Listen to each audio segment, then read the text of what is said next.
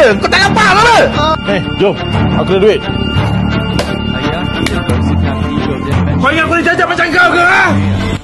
Tapi ibu tetap sabar sampai sekarang. Cakap dengan lelaki kau, suruh dia bayar hutang aku.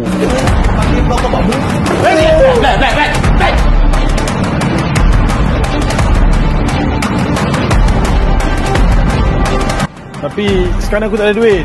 Tunggulah aku ada duit dulu. Bila masa kau ada duit?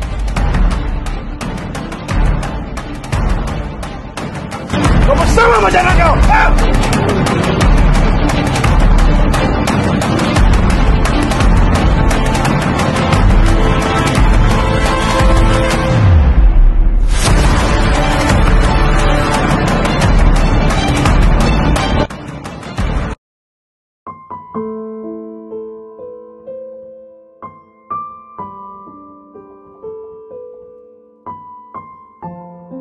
Ibu?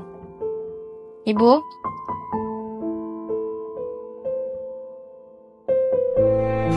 Dia panggil kau tak ini.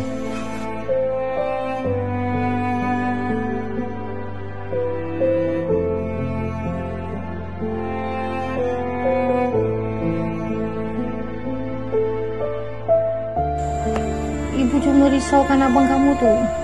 Tapi lah kami nak balik lah. Kau nak balik? Nak pulang ha? Kau bla bla bla bla bla bla. Tapi ibu tetap sabar sampai sekarang. Niatan dia bawa duit untuk ayah.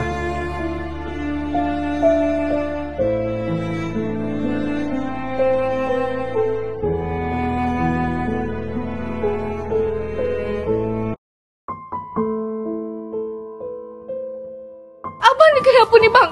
Pukul anak kita ni. Abang tak ada perasaan ke?